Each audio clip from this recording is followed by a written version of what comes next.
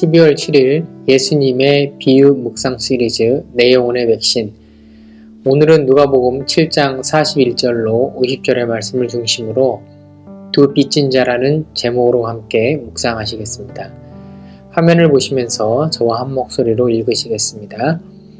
이르시되 빚 주는 사람에게 빚진 자가 둘이 있어 하나는 500데나리온을 졌고 하나는 50데나리온을 졌는데 갚을 것이 없으므로 둘 다 탕감하여 주었으니 둘 중에 누가 더 그를 사랑하겠느냐. 시몬이 대답하여 이르되 내 생각에는 많이 탕감함을 받은 자니이다. 이르시되 네 판단이 옳다 하시고 그 여자를 돌아보시며 시몬에게 이르시되 이 여자를 보느냐. 내가 네 집에 들어올 때 너는 내게 발 씻을 물도 주지 아니하였으되 이 여자는 눈물로 내 발을 적시고 그 머리털로 닦았으며 너는 내게 입맞추지 아니하였으되 그는 내가 들어올 때로부터 내 발에 입맞추기를 그치지 아니하였으며 너는 내 머리에 감람유도 붓지 아니하였으되 그는 향유를 내 발에 부었느니라. 이러므로 내가 내게 말하노니 그의 많은 죄가 사하여졌도다. 이는 그의 사랑함이 많음이라.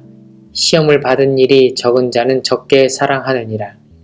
이에 여자에게 이르시되 내 죄사함을 받았느니라 하시니 함께 있는 자들이 속으로 말하되 이가 누구이기에 죄도 사하는가 하더라. 예수께서 여자에게 이르시되 내 믿음이 너를 구원하였으니 평안히 가라 하시니라. 아멘.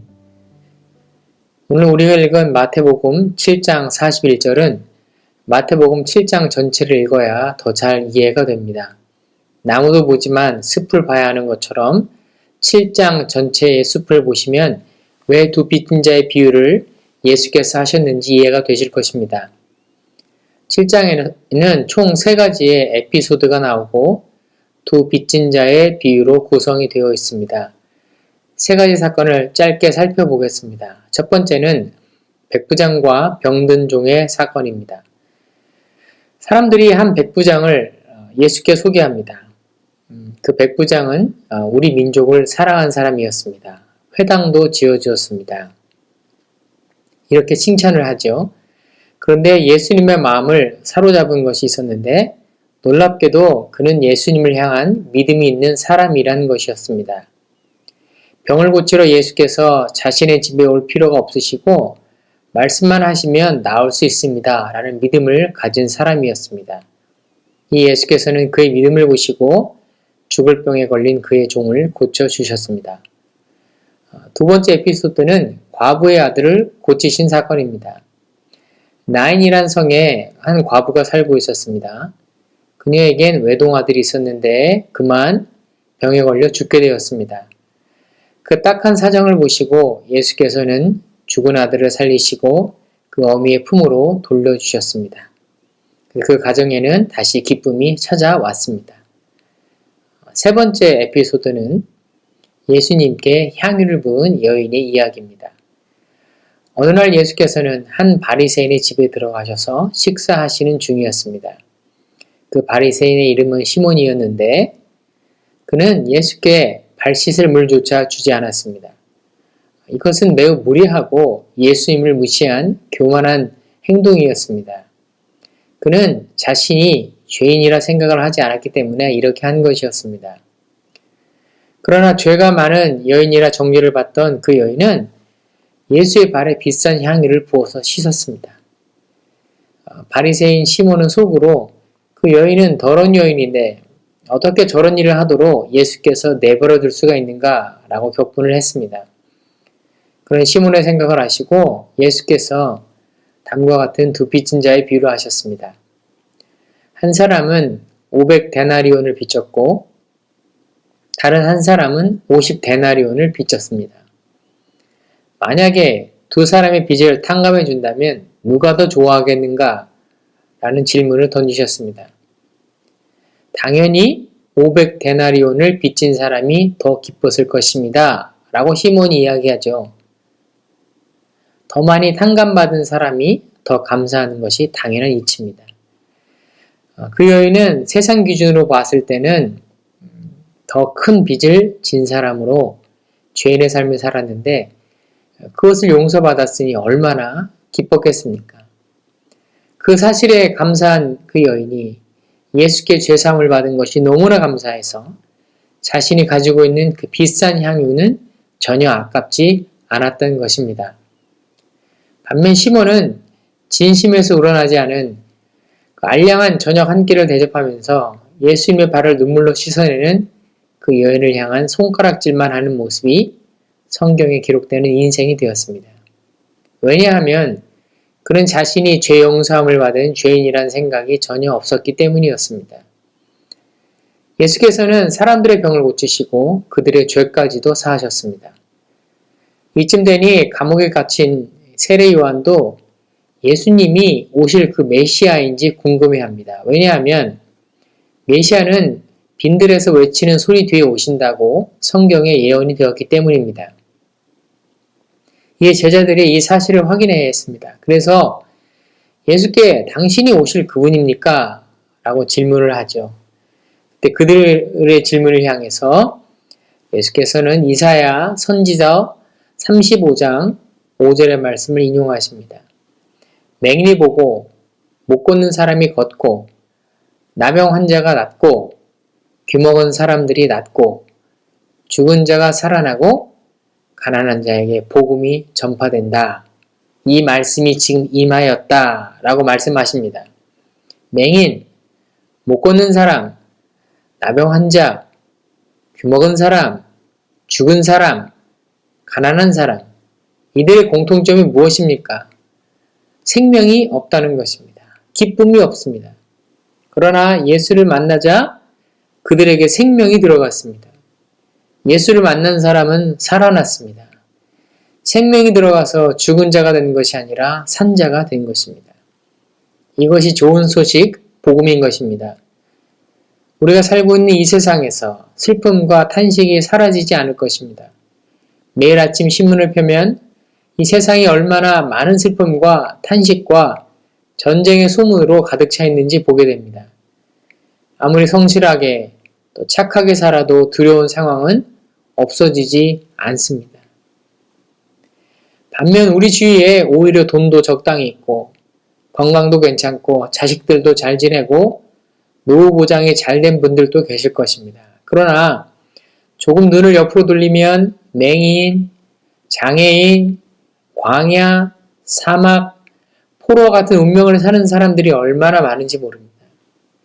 이런 세상 속에서 예수님은 사람들의 모든 짐을 속량하시고 원상 회복시키셨습니다. 예수님은 우리에게 생명을 주시는 분입니다. 하나님은 예수 그리스도를 통해서 우리의 죄를 용서하셨습니다. 우리의 슬픔과 탄식을 기쁨과 감사의 노래로 바꾸신 분이십니다. 이 사실을 가슴 깊이 새기시고 소중하게 간직하시기 바랍니다. 그렇다면 예수의 제자가 된 우리는 어떻게 살아야 할까요? 첫 번째로 가는 곳마다 살리는 역할을 하면서 살아야 할 줄로 압니다. 우리가 가는 곳마다 죄가 임하고 어둠이 임한다면 우리 예수의 사람이 아닙니다. 성도는 하나님 나라의 백성입니다.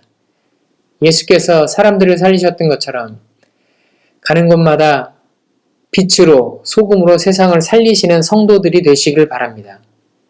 세상 속에 살아가고 있지만 우리의 말과 행실에 있어서 구별되이 살아야 할 것입니다. 그래야 그리스도인의 선한 영향력이 생기는 겁니다. 똑같이 먹고 마시고 말하고 행동한다면 무엇이 우리를 그리스도인으로 할 수 있을까요? 자신이 지금 죄의 짐을 지고 살고 있는 사실조차 모르며 살아가고 있는 사람들이 얼마나 많습니까? 그런 영혼들을 향해서 우리가 제대로 된 그리스도인으로 살지 못한다면 예수님 믿으라고 우리 교회 한번 와보란 말을 과연 우리가 할 수 있을까요? 우리가 이 땅에서 살아가면서 지독한 예수쟁이란 소리를 들어야 하지 않을까요? 저 사람은 지독하게도 예배를 잘 드려. 저 사람은 지독하게도 정직하게 살려고 해. 저 사람은 아주 지독스럽게 사랑을 해. 이런 지독한 예수쟁이들 말입니다. 두 번째로 십자가 은혜에 감사하며 겸손하게 살아야 할 것입니다. 바울의 초창기 서신을 보면 자신이 예수를 직접 만난 사람이고 그러므로 본인이 사도라는 사실에 대해서 매우 분명하게 어찌 보면 좀 공격적으로 사람들에게 말하는 것을 봅니다. 그러나 시간이 지날수록 그의 서신에서 점점 자신이 보잘것없는 죄인이란 고백을 하는 것을 봅니다. 그러다가 디모데전서 1장 15절에서 그의 사역의 말미에 자신은 죄인 중에 괴수라고 선언을 합니다. 그리스도의 사랑을 알아가며 알아갈수록 그는 자신이 사도이긴 하지만 죄인 중에 제일 나쁜 괴수라는 사실에 괴로워하며 오히려 그런 자신을 구원해 주시고 사용해 주시는 하나님의 은혜 앞에 몸둘 바 몰라 합니다. 우리의 모습이 이렇게 되어야 하지 않을까요? 아직도 우리는 무엇이 그렇게 억울한 것이 많고 따져야 할 것이 많고 대접받아야 될 것이 많고 돌려받아야 할 것이 많을까요? 고등학교 때 많이 부르던 찬양을 끝으로 오늘 아침 묵상을 마무리하려고 합니다. 내가 먼저 손 내밀지 못하고 내가 먼저 용서하지 못하고 내가 먼저 웃음 주지 못하고 이렇게 머뭇거리고 있네. 그가 먼저 손 내밀길 원했고 그가 먼저 용서하길 원했고 그가 먼저 웃음 주길 원했네. 나는 어찌 된 사람인가. 오 간교한 나의 입술이여, 오 옹졸한 나의 마음이여. 왜 나의 입은 사랑을 말하면서 왜 나의 마음은 화해를 말하면서 왜 내가 먼저 져줄 순 없는가? 왜 내가 먼저 손해볼 순 없는가? 오늘 나는 주님 앞에서 몸둘 바 모르고 이렇게 흐느끼며 서 있네. 어찌할 수 없는 이 마음을 주님께 맡긴 채로 내가 먼저 섬겨주지 못하고 내가 먼저 이해하지 못하고 내가 먼저 높여주지 못하고 이렇게 고집부리고 있네. 그가 먼저 섬겨주길 원했고 그가 먼저 이해하길 원했고 그가 먼저 높여주길 원했네. 나는 어찌 된 사람인가. 오 추악한 나의 욕심이여. 오 서글픈 나의 자존심이여. 왜 나의 입은 사랑을 말하면서 왜 나의 마음은 화해를 말하면서 왜 내가 먼저 져줄 수 없는가? 왜 내가 먼저 손해볼 수 없는가? 오늘 나는 주님 앞에서 몸둘 바 모르고 이렇게 흐느끼며 서 있네. 어찌할 수 없는 이 마음을 주님께 맡긴 채로 이 찬양을 부르다가 제 모습이 이렇습니다 라는 고백이 나옵니다. 참 마음이 아프네요. 오늘도 예수님의 사랑의 빚진 자로서 더 사랑하시고 섬기시고 용서하시는 하루가 되시기를 예수님의 이름으로 축원드립니다. 기도하겠습니다. 하나님,